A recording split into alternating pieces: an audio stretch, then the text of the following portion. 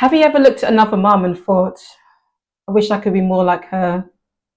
Maybe she's so easily organized, always remembers every school event, is the first to volunteer at every school event, and packs the best and most nutritious lunches for her children, or somehow manages to work full time and still have energy to do crafts with her kids. Meanwhile, I'm over here feeling like I need an award literally for feeding, clothing, and getting my kid to school on time. But if I'm being honest, for the longest time, I felt like I was failing at parenthood because I just couldn't keep up. But one day something changed and I stopped comparing myself to other mums. Let me tell you what made the difference. Let's talk about it.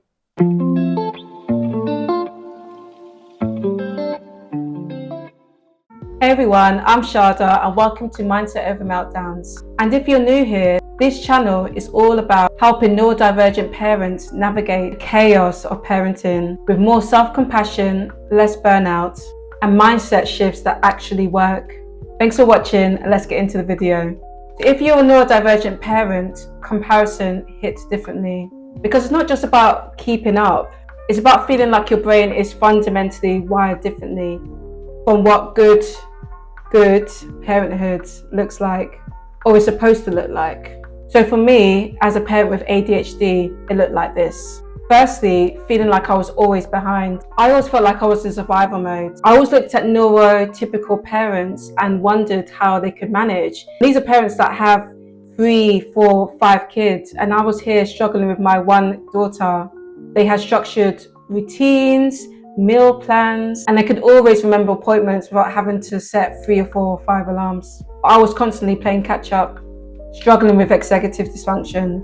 I'd watch other mums literally get up and do things and get things done. They didn't seem to procrastinate, they didn't seem to have this mental paralysis where they couldn't move, ADHD freeze as I like to call it. They didn't seem to hyperfixate on having to have everything just right and just perfect. It seemed to just naturally flow that way.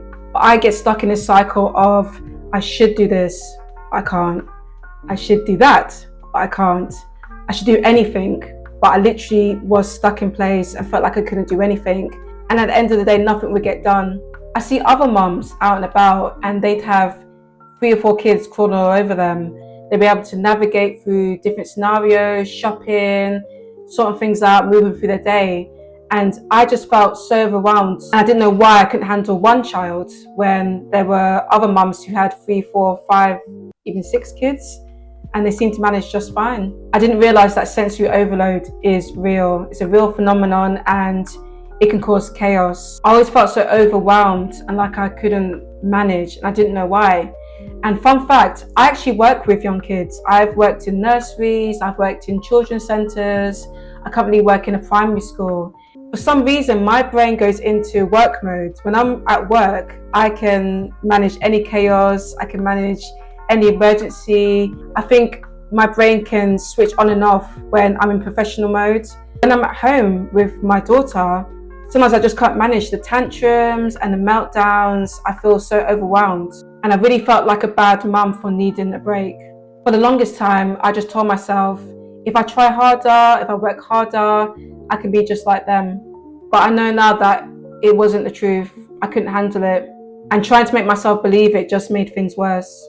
So one day, I would say this was about a year ago, I think it was the start of 2024.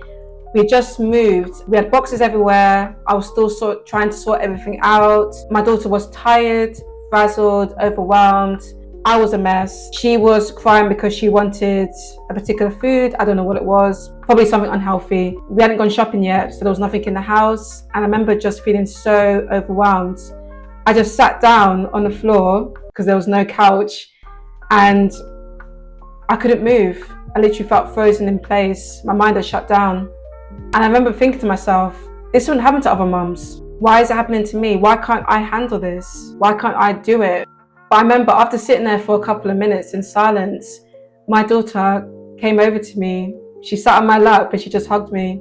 And to be honest, it broke my heart. It broke me because she could sense how overwhelmed I was. And it's amazing how intuitive children are. They can really sense when we've reached our breaking points and they know when to give us what we need, which at that point was just a hug. and it meant the world to me. That hug meant so much because I knew she wasn't hugging me because everything was perfect and I gotten everything right. It was literally just because she loved me and she felt safe with me.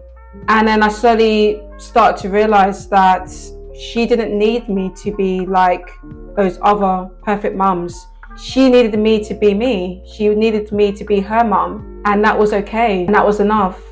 So after that, I started to shift my mindset. It was a slow process, let me tell you. It wasn't something that happened overnight, because I'd had this way of thinking that had been ingrained into me from long before I'd even become a parent. So I knew it would take a long time to slowly unravel that way of thinking and to think in a more positive way and a more mindful way as well. So instead of trying to always fix myself, I started embracing who I was as a neurodivergent parent. And this is what I started to realize. Different doesn't always mean worse. My brain is wired differently, which means my parenting as a result is going to look different too. And that's okay. My daughter doesn't need a perfect mum. She needs to feel safe, she needs to feel protected, she needs to feel loved. And that's something that I can do, focusing on my strengths. So I know now that I'm not going to be this perfectly organized mum. It just doesn't work for me. But what I can be is emotionally attuned to my daughter. I can sit down with her, I can talk to her, we can laugh, we can joke. I get when she needs space, and I understand when she feels overwhelmed. And that's what really matters.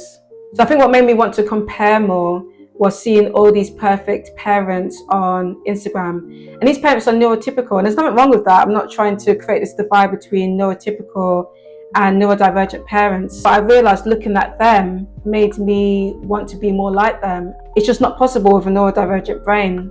So I started unfollowing accounts that didn't really speak to me, I didn't really relate to. And I started following more parents who seemed better aligned with me and the way my brain works. That small change made a big difference. I think we have to be really careful what is around us and what we're soaking up, because it can really make us feel bad about ourselves. So at the end of the day, I've realized that comparing is futile. It makes no difference at all. It doesn't add anything to our life. It just steals away our joy, our confidence, and our ability to see the unique strengths that we bring to our parenting.